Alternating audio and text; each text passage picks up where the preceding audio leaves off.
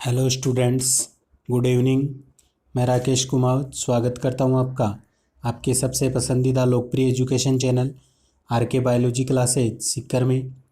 तो जहां आज अपन चर्चा करने वाले हैं, अपना लेसन सेकंड चल रहा था, जिसमें मेल फीमेल गैमेटोफाइट्स की स्ट्रक्चर और डेवलपमेंट के बारे में अपन पढ़ रहे थे। तो इससे पहले मैंने इसी पार्ट का एक वीडियो और अपलोड किया था। अगर अभी नहीं देखा है तो वह डिस्क्रिप्शन में जाकर आप उसे देख सकते हो। फर्स्ट चैप्टर अपन ने पूरा कर लिया, उसके वीडियो भी डिस्क्रिप्शन लिंक में आपको मिल जाएंगे या अपने चैनल की प्लेलिस्ट में जाकर आप लोग देख सकते हो। आज अपन कल जहां अपन ने समाप्त किया था बीजाणुजन सेल्स, उसी के आगे चालू कर रहा हूं। तो देखिए, वीडियो चालू करते हैं। वीडियो को लाइक कर दीजिए और जो पहली बार चैनल पर आए वह चैनल को सब्सक्राइब ज़रूर कर लीजिए। दूसरी बात ये कहूँगा कि स्टूडेंट से अपना जो वीडियो होता है उसको शेयर ज़्यादा से ज़्यादा कीजिए, ताकि जितने भी जो बायो के स्टूडेंट्स हैं उन सबको इसका फ़ायदा मिल सके। क्योंकि लॉकडाउन में किसी का भी स्कूल जाना नहीं हो रहा है, तो घर पर बैठकर अपन कह सकते हैं उनकी पढ़ाई हो सके। इसलिए अपने चैनल की लिंक के माध्यम से या कैसे भी उन्हें चैनल से ज़रूर जोड़िए। तो देखिए, आज कल तक आपने नोट्स लिख लिए होंगे, उसके आगे अपन नोट्स लिखेंगे। हेडिंग आएगी लघु बीजाणु जनन। तो देखिए, परागकोश की जो लघु बीजाणु धानी होती है उसमें उपस्थित द्विगुणित लघु बीजाणु जो होते हैं वह मातृ कोशिकाओं के अर्धसूत्री विभाजन द्वारा एक कोशिका से 4 अगुणित लघु बीजाणुओं के निर्माण की प्रक्रिया क्या कहलाती है?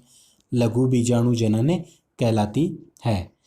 दोबारा रिपीट कर रहा हूँ कि परागकोश की लघु बीजाणु धानी में उपस्थित द्विगुणित लघु बीजाणु, यानी कि जोड़े में गुणसूत्र होते हैं, तो द्विगुणित लघु बीजाणु मातृ कोशिकाओं के यानी जनक कोशिकाओं के अर्धसूत्री विभाजन द्वारा, यानी उनमें अर्धसूत्री विभाजन होता है जिससे एक कोशिका से 4 अगुणित लघु बीजाणुओं का निर्माण होता है।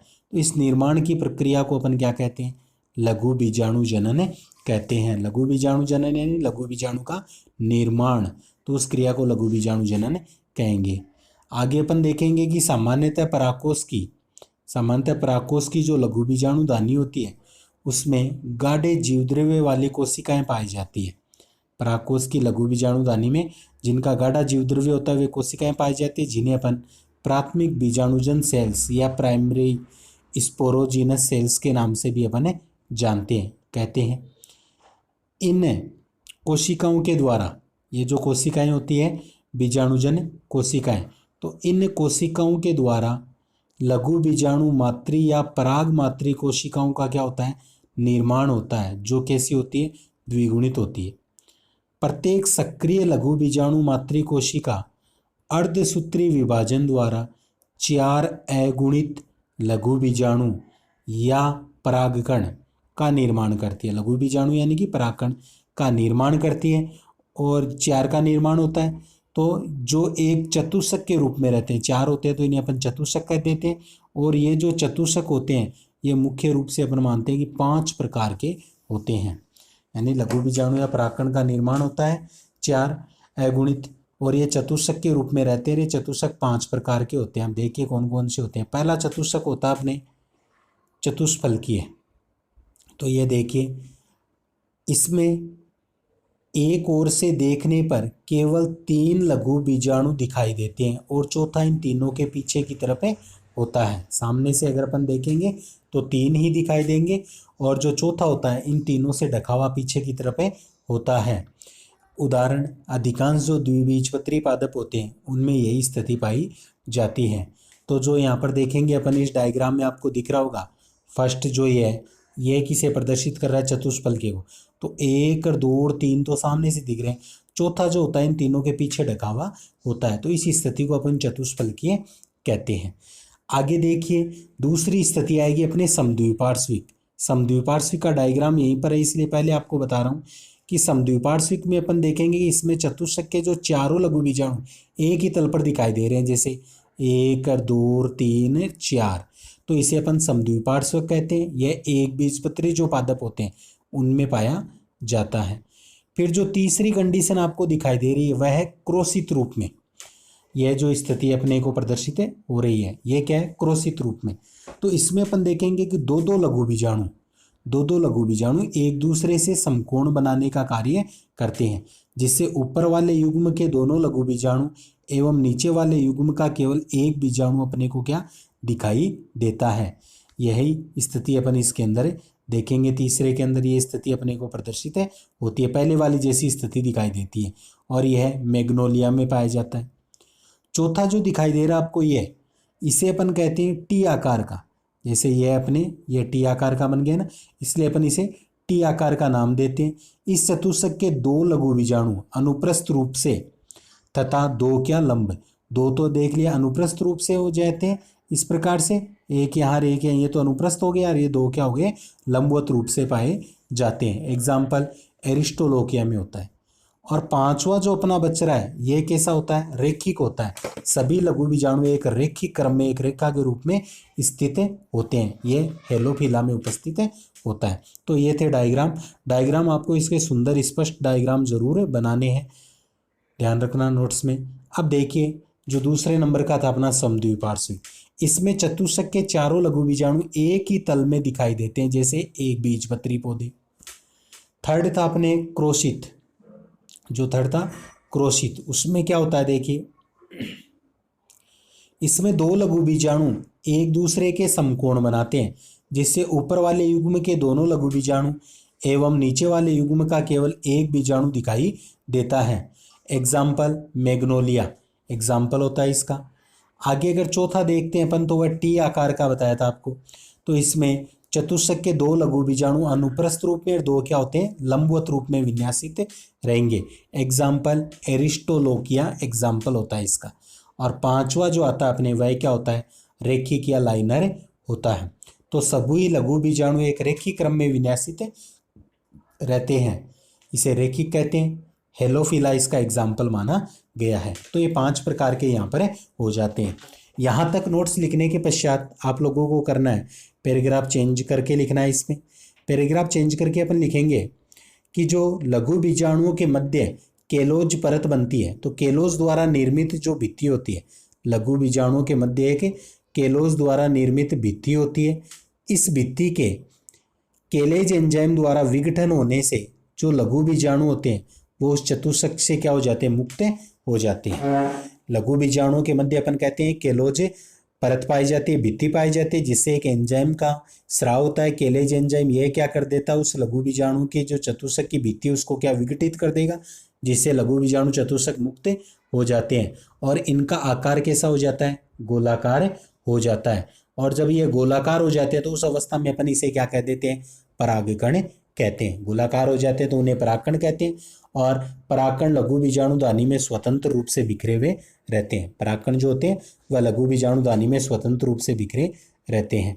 अब यहाँ पर देखिए आपको दिखाई दे रहे हैं कि परागपिंड आँख, यानी कि जो अपने आँख होता है केलोट्रोपिस, उसमें परागपिंड कैसे होते हैं, ये डायग्राम आपको बनाना है परागपिंड आँख का।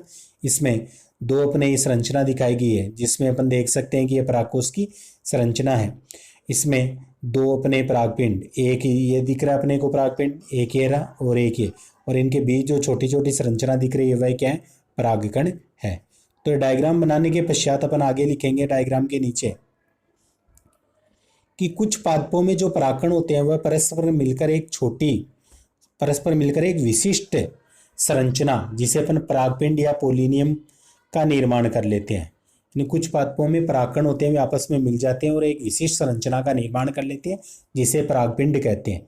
एग्जाम्पल आँख या केलोट्रोपिस या कुछ आर्किड पादपों में भी यह होता है। ड्रोसेरा और टाइफा आदि में अनेक परागकण चतुष्क परस्पर संलग्न होकर संयुक्त परागकण का निर्माण भी करते हैं। फिर यदि एक चतुष्क में 4 से अधिक लघु बीजाणु उपस्थित हो तो उस अवस्था को अपन क्या कहते हैं, बहुबीजाणुता कहते हैं। यदि एक चतुष्क में 4 से अधिक लघु बीजाणु उपस्थित होते हैं तो उस अवस्था को बहुबीजाणुता या पॉलीस्पोरी के नाम से भी अपन जानते हैं।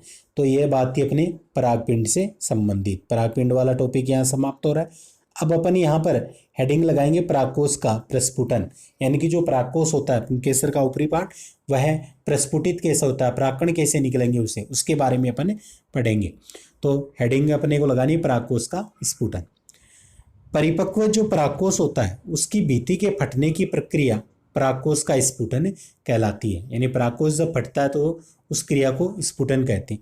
इस प्रक्रिया में जो अंतःस्थीशियम की ओष्ठ कोशिकाएं होती है, अंतःस्थीशियम अपन मान रहे थे परागकोश की जो भित्ति थी, अंतःस्थीशियम की जो ओष्ठ कोशिकाएं होती है वह मुख्य भूमिका निभाती है। परागकोश का स्फुटन निम्न विधियों के द्वारा होता है। अब विधियां देखिए कौन कौन सी पाई जाती है। सबसे पहले अनुप्रस्थ प्रस्फुटन दे रखा है, तो अनुप्रस्थ प्रस्फुटन में देखिए क्या दे रखा है। इस प्रकार के प्रस्फुटन में, अनुप्रस्थ में दे रखा है, इस प्रकार के प्रस्फुटन में परागकोश की पालियां, इस प्रकार के प्रस्फुटन में परागकोश की पालियां परागकोश अक्ष के अनुप्रस्थ प्रस्फुटित होती है। परागकोश जो अक्ष होता है उसके अनुप्रस्थ प्रस्फुटित होती है। एग्जाम्पल दे रखा है यहाँ पर तुलसी, तो ये फर्स्ट प्रकार की विधि इसकी दे रखी है। फिर दूसरा जो नाम है यहाँ पर वह दे रखी है विधि लंबवत स्फुटन। तो इस प्रकार के स्फुटन में जो पालियां होती है परागकोश की वह लंबवत प्रस्फुटित होती है, और एग्जाम्पल धतूरा और कपास में इसी प्रकार से ये क्रिया होती है। थर्ड विधि दे रखी है छिद्रमय स्फुटन। छिद्रमय स्फुटन, तो इसमें देखेंगे इसमें परागकोश के शीर्ष पर एक या दो छिद्र बन जाते हैं। एग्जाम्पल मकोई जो पादप आता है सोलेनम नाइग्रम, उसमें यही विधि अपनाते हैं स्फुटन में। फिर कपाटीय विधि में क्या होता है, परागकोश में एक, दो या अधिक कपाट बन जाते हैं। एग्जाम्पल बारबेरी, तो ये कपाटीय विधि मानी जाती है। तो ये मुख्य चार विधियां थी जिनसे परागकोश का प्रस्फुटन होता है। परागकोश स्फुटन कंप्लीट। अब अपने को हेडिंग लगानी है नर युग्मकोद्भिद। तो नर युग्मकोद्भिद, नर युग्मकोद्भिद का मतलब होता है कि अंकुरित परागकण को अपन क्या कहते हैं, नर युग्मकोद्भिद कहते हैं। अंकुरित जो परागकण होता है उसे अपन नर युग्मकोद्भिद कहते हैं। कई बार छोटा क्वेश्चन पूछे नर युग्मकोद्भिद क्या होता है, अंकुरित परागकण जो होता है नर युग्मकोद्भिद होता है। इसका परिवर्धन परागकणों से होता है, इसका जो परिवर्धन होता है वह परागकणों से होता है। इसमें लघु बीजाणु या परागकण नर युग्मकोद्भिद की क्या होती है, प्रथम कोशिका होती है। लघु बीजाणु जिन्हें अपन परागकण भी कहते हैं, ये नर युग्मकोद्भिद जो बनता है यानी अंकुरित परागकण, उसकी क्या होती है, प्रथम कोशिका होती है। आगे अपन देखेंगे कि जो लघु बीजाणु होते हैं, ये लघु बीजाणु युग्मक जनन की प्रक्रिया द्वारा नर युग्मकोद्भिद का निर्माण करते हैं। लघु बीजाणु जो यानी कि परागकण युग्मक जनन यानी जो युग्मक निर्माण की जो क्रिया होती है उसे अपन क्या कहते हैं, युग्मक जनन कहते हैं, गेमेटोजेनेसिस। इस प्रक्रिया के द्वारा ये क्या करते हैं, नर युग्मकोद्भिद का अंकुरित परागकण का निर्माण करते हैं।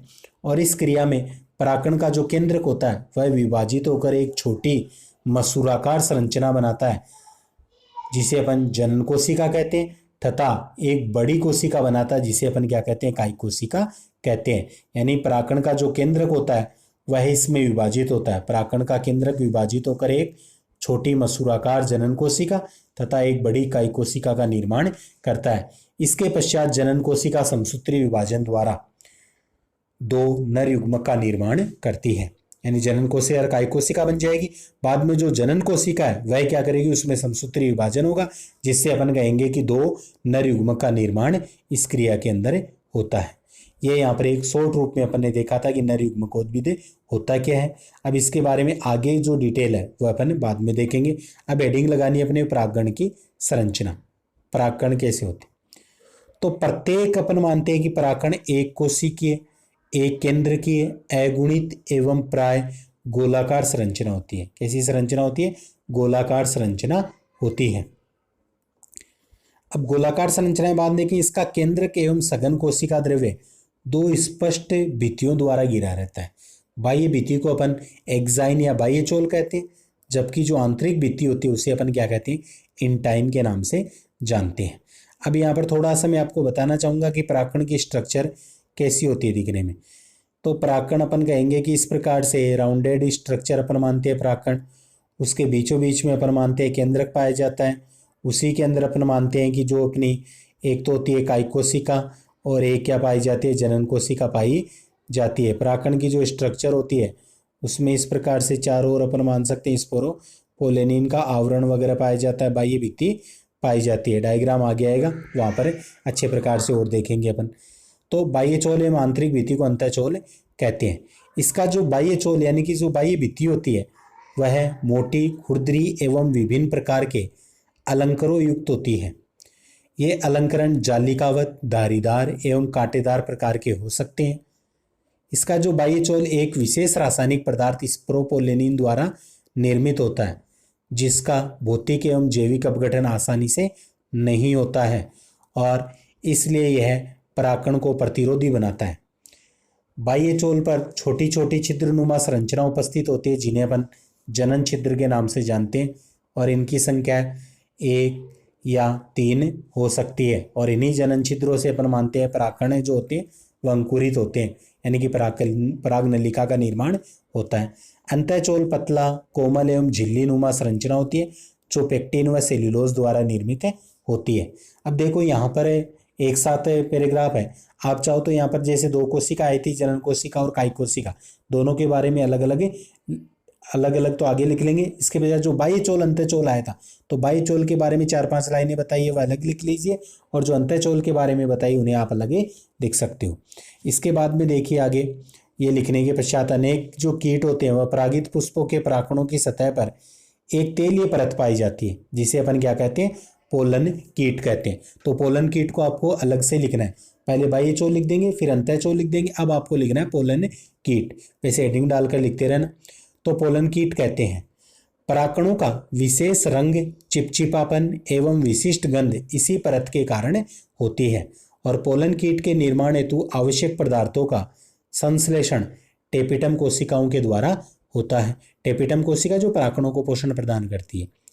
यद्यपि पोलन कीट का जो कार्य निश्चित नहीं है, पोलन कीट का कार्य निश्चित नहीं है, फिर भी वैज्ञानिकों के अनुसार देखें तो देखो, कीटों को आकर्षित करने में पोलन कीट सहायक है।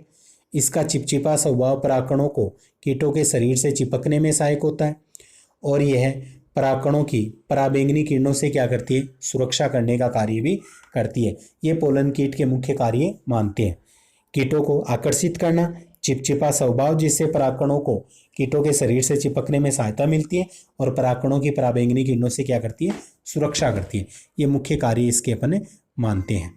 फिर अपने को पैराग्राफ चेंज करके लिखना है कि जो युग्मकोद्भिद होता है एवं टेपिटम कोशिकाओं द्वारा उत्पन्न प्रोटीन बाह्य चोल की गुहिकाओं व रिक्त स्थलों में भरे रहते हैं। यानी कि जो बाह्य चोल होती है एक्साइन, उनमें बीच बीच में रिक्त स्थान होते हैं, उनमें अपन मानते हैं प्रोटीन भरी रहती है, जो परागकणों के नमी के संपर्क में आते ही इन स्थलों से बाहर आ जाते हैं, प्रोटीन बाहर आ जाते हैं, तथा वातावरण में फैलकर मनुष्य में ज्वर यानी कि बुखार वगैरह तथा विभिन्न प्रकार की पराग एलर्जी जैसे रोग उत्पन्न करते हैं। यानी कि कहने की बात क्या है कि अपनी जो टेपिटम सेल युग्मकोद्भिद जो होते हैं एवं टेपिटम कोशिकाओं द्वारा उत्पन्न क्या होती है, प्रोटीन होती है। वह क्या होती है, परागकण की जो बाह्य चोल थी उसमें अपन मानते हैं कि जो रिक्त स्थान पाए जाते हैं बाहरी भित्ति में या गुहा पाई जाती है, उनमें प्रोटीन पाई जाती है, और जैसे ही ये परागकण नमी के संपर्क में आते हैं वह प्रोटीन बाहर आ जाती है, और बाहर आकर यह मनुष्य में ज्वर तथा विभिन्न प्रकार की पराग एलर्जी रोग उत्पन्न करते हैं। और इसमें अपन देखते हैं कि कुछ प्रोटीन जो है वह पराग स्त्रीकेसर पारस्परिक क्रिया उत्पन्न कर निषेच्य वर्तिकाग्र पहचानने में भी मदद करते हैं। दोबारा रिपीट करो कि इसमें से कुछ प्रोटीन क्या करते हैं, पराग स्त्रीकेसर पारस्परिक क्रिया, यानी परागकणों का स्त्रीकेसर पर पहुंचने की जो क्रिया होती है, उन दोनों के मध्य जो क्रिया होती है, उस क्रिया को उत्पन्न कर निषेच्य वर्तिकाग्र को पहचानते हैं। यानी प्रोटीन के द्वारा पहचान की जाती है कि वर्तिकाग्र निषेचन योग्य है या नहीं है, परागकण हो सकता है या नहीं हो सकता, उसके लिए जिम्मेदार प्रोटीन होती है। फिर जो मुख्य हेडिंग अपन लगाएंगे, नर युग्मकोद्भिद का परिवर्धन, यानी नर युग्मकोद्भिद बनता कैसे है उसके बारे में अपन लिखेंगे। तो एक नई हेडिंग अपन यहाँ पर लगाएंगे, नर युग्मकोद्भिद का परिवर्धन। अब देखिए इस विधि में अपने को करना क्या है, हेडिंग नर युग्मकोद्भिद का परिवर्धन। लघु बीजाणु नर युग्मकोद्भिद की प्रथम कोशिका होती है, गाढ़े जीवद्रव्य और स्पष्ट केंद्रक युक्त होती है, और जो चतुष्क से पृथक होते हैं इसका आकार तेजी से क्या होता है, बढ़ता है, और कोशिका द्रव्य जो होता है, कोशिका द्रव्य एक पतली परिधीय झिल्ली के रूप में दिखाई देने लग जाता है। इसमें कई रसधानियां उत्पन्न हो जाती है। नर युग्मकोद्भिद के विकास की कुछ अवस्थाएं परागण क्रिया से पूर्व एवं कुछ परागण के बाद संपन्न होती है। परागण से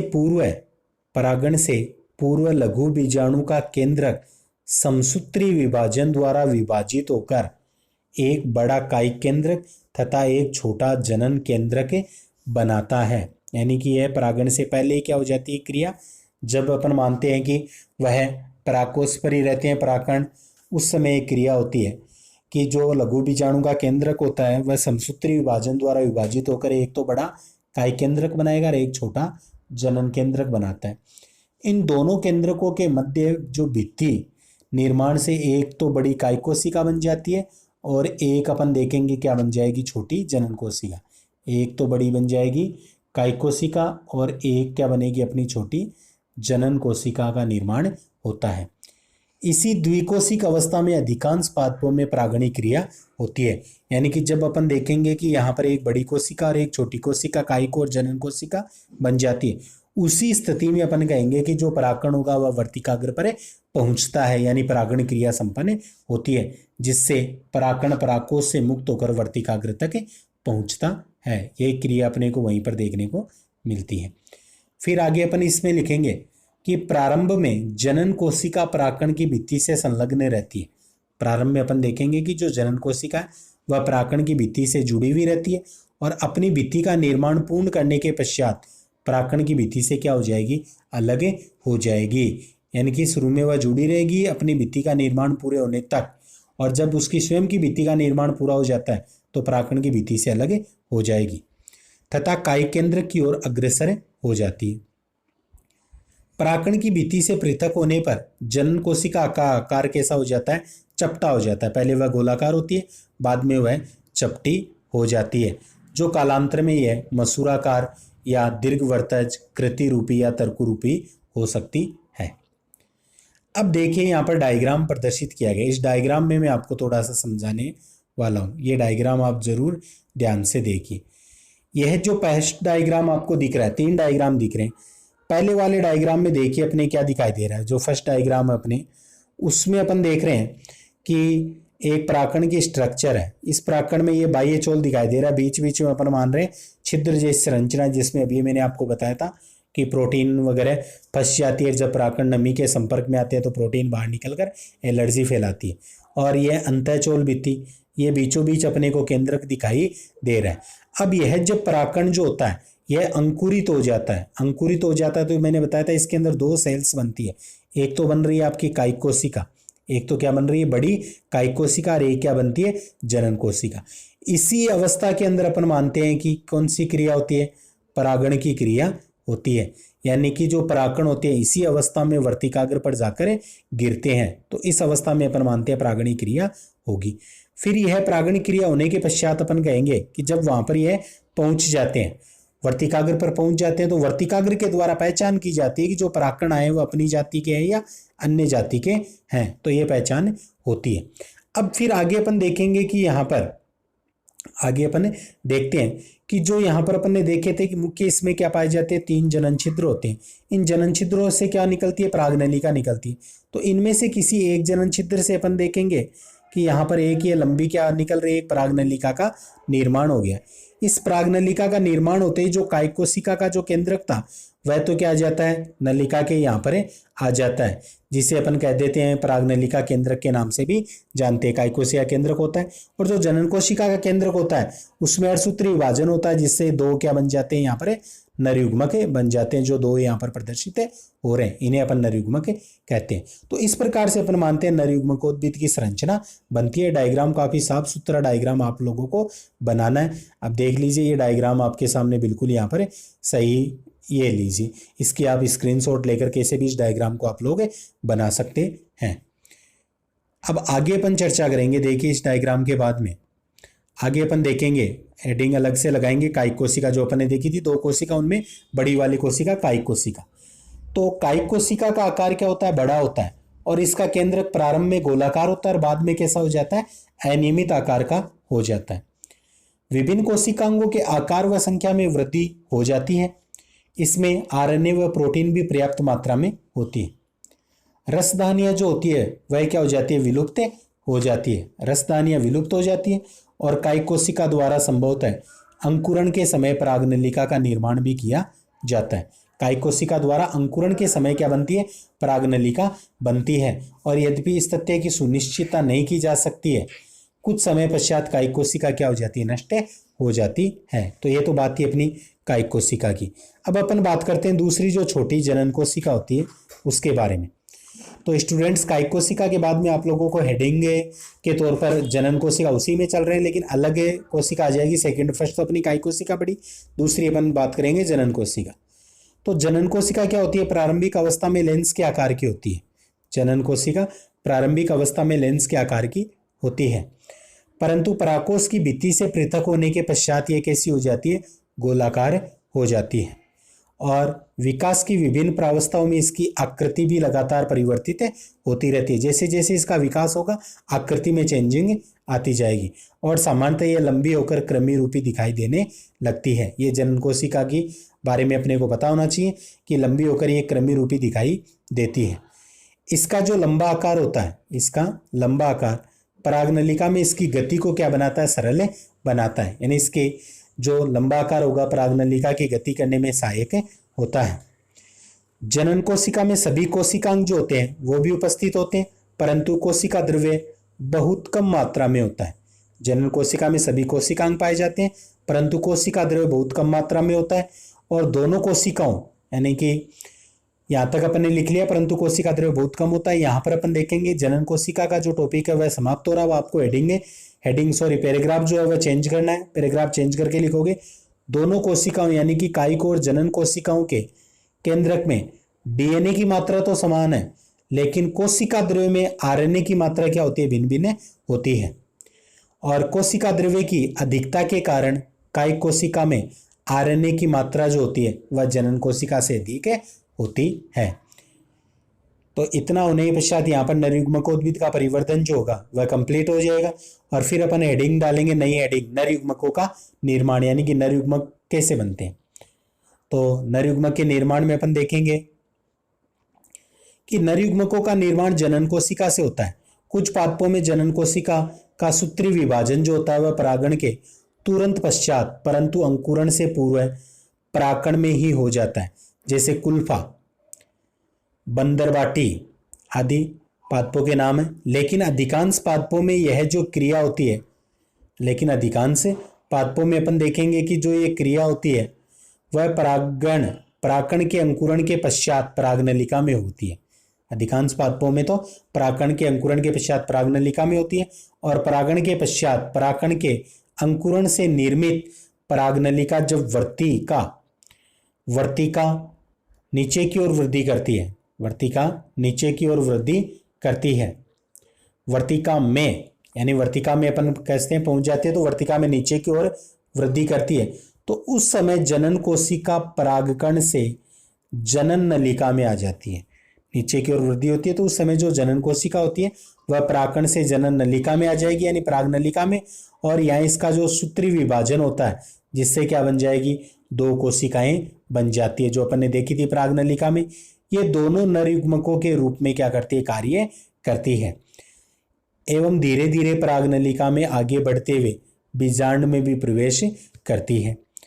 प्रत्येक नरयुग्मक एक कोशिक, अचल और अकशाभिक, अगुणित तथा एक केंद्र की होता है। एक कोशिक यानी एक कोशिका से अचल होता है, गति नहीं पाई जाती है, परागनलिका ही गति करती है, केवल नरयुग्मक गति नहीं होती है। अकशाभिक यानी कि फ्लैजिला नहीं पाया जाता है। अगुणित होते हैं यानी गुणसूत्र संख्या आदि होती है। एक केंद्र की यानी इनमें एक केंद्र की होता है। फिर अधिकांश एंजियोस्पर्म यानी कि आवर्तबीजी पादपों में, अधिकांश एंजियोस्पर्म में नरयुग्मकों का निर्माण परागनलिका में ही होता है। ये बात अपने को याद रखनी है कि अधिकांश जो नरयुग्मक होते हैं उनमें परागनलिका में ही अपन मानते हैं युग्मकों का निर्माण होता है। जैसे लीलियम, निमोफिला आदि में यह प्रक्रिया होती है। तो आज की क्लास में अपन इतना ही पढ़ेंगे। आपको साफ सुथरे ढंग से इसके नोट्स बनाने हैं। मैंने बताया वैसे वैसे आप लोग हेडिंग डालकर जगह छोड़ते हुए, डायग्राम बनाते हुए नोट्स बनाइए। फिर भी अगर कोई आपके डाउट वगैरह आता है तो आप कमेंट्स में या अपने ग्रुप में पूछ सकते हैं। और आज का वीडियो आपको क्या करना है, अगर अच्छा लगा हो तो लाइक तो करना ही है, लाइक के साथ साथ में ज़्यादा से ज़्यादा शेयर करना है। शेयर के लिए मैं क्यों कहता हूँ, क्योंकि लॉकडाउन में बहुत से स्टूडेंट ऐसे हैं जिनको मैटर नहीं मिल रहा है पढ़ने के लिए, बुक अवेलेबल नहीं है, तो उन स्टूडेंट्स तक अपने वीडियो को पहुँचाए, शेयर कीजिए, चैनल की लिंक भेजिए। बायोलॉजी के स्टूडेंट चाहे वह किसी भी स्कूल से, किसी भी ज़िले के हो, उनके पास वीडियो को शेयर करना अपनी जिम्मेदारी बनती है। तो उसे ज़्यादा से ज़्यादा आप लोग शेयर कीजिए, और चैनल पर जो पहली बार है वह सब्सक्राइब ज़रूर कर लीजिए। और इस वीडियो की लिंक पर आपको पहले वाले वीडियो भी उपलब्ध हो जाएंगे, डिस्क्रिप्शन लिंक में आप वह चीज़ें देख सकते हो। और वीडियो देखने के लिए आप सभी का धन्यवाद। मिलते हैं अगले वीडियो में, जिसमें अपन फीमेल जो गेमेटोफाइट होता है, यानी मादा युग्मकोद्भिद की संरचना और परिवर्तन के बारे में चर्चा करेंगे। तब तक के लिए जय हिंद, जय भारत।